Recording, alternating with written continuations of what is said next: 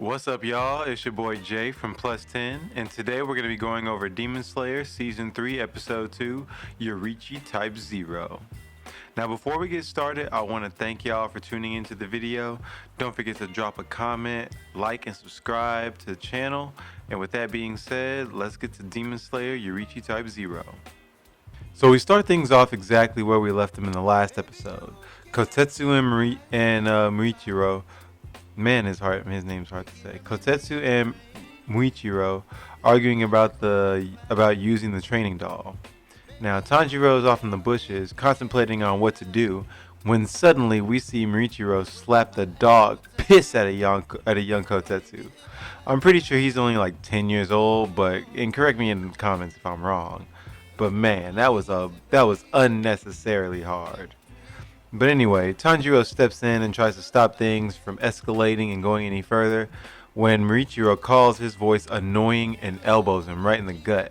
Now, if I was Tanjiro, I wouldn't take that kind of disrespect. You know what I'm saying? But, my boy's coming off an injury. He's coming off the injury reserve list, so we're going to cut him some slack. But in the future, nah, we're not taking that disrespect. So while Tanjiro's all on the ground trying to catch his breath and stuff, Muichiro goes to open Nezuko's box.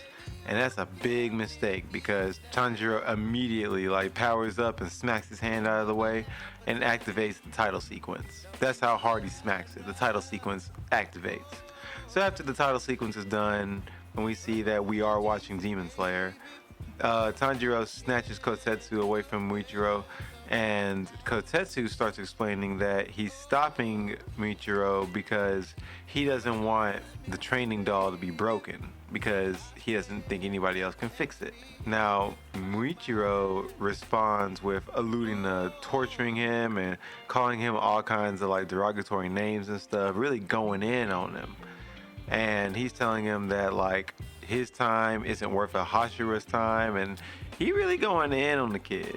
Now, Tanjiro has enough of all that, and he slaps his hand down and kind of reads him for filth and tells him that he needs to respect people that make their swords because without those swords, they couldn't even master the techniques that they use to kill the demons in the first place. Yada yada yada. So in the middle of this heartwarming speech on the importance of different skills used to fight demons and whatnot, Tanjiro gets knocked out by Muichiro. Just bow, one jab to the neck. Now when he wakes up, he swears he heard Mr. Nezuko, my bad. And Kotetsu just kind of lies to him. He's like, no, nobody's here. Blah blah, just lying, bold-faced lie. Anyway, they start to run through the forest whenever they hear the sound of swords clashing. And they stumble upon Tokito training with the doll.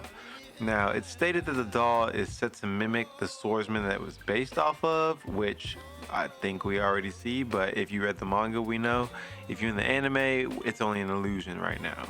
So we try to figure out what Tanjiro wants to know. Tanjiro wants to find out more about who the swordsman is and where'd he come from and all that, but he's probably not going to find that out until next season. So also, it's explained by Kotetsu that this model training doll was built in the old ways and nobody really knows how to fix it. So at any rate, Tanjiro makes a comment on recognizing who that swordsman is, and it's a crow that actually hears him and reveals that the swordsman lived in I forget the name of the time period, but it was about 300 years ago. So while Kotetsu and Tanjiro are discussing if this could be a shared memory or something like that, they hear the sound of wood breaking and they hear the dog getting broken. So upon hearing this, it triggers Kotetsu. He starts crying and running away and stuff like that.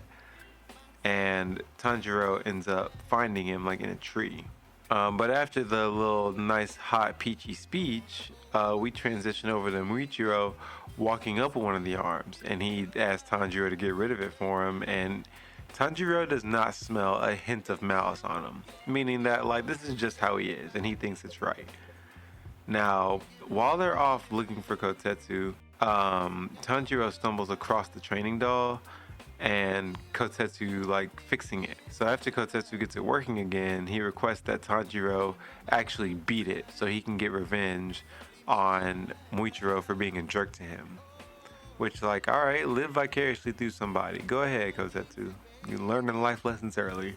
Now, Tanjiro does agree, but he forgets that he hasn't had any food or water except for rain in 5 days. Like, this man is fighting on fumes and hopes and dreams. He almost died as he was training. And Kotetsu's like, nope, you didn't strike it. Not good enough. Go again. Blah, blah, blah. I wouldn't do it. I would quit. I'm not built to be that kind of Hashira. You know what I'm saying? But after nearly dying, he kind of levels up during training, ends up dodging the attacks, makes a hit, and ends up earning a meal. So let's go. It's a hooray for our boy. It's a good job. So after a couple of meals, he finally gets the best of the Yoriichi doll, and he goes for like a midair slice.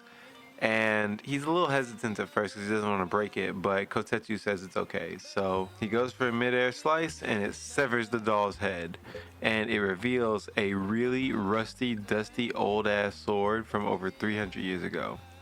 And that is where they want to end the episode, on that kind of cliffhanger. And that's where our recap is going to end for today. Alright, y'all, so I just want to thank you guys for watching. Stay tuned for more Demon Slayer content, as well as other things going on this channel. And I will catch you guys later. Peace.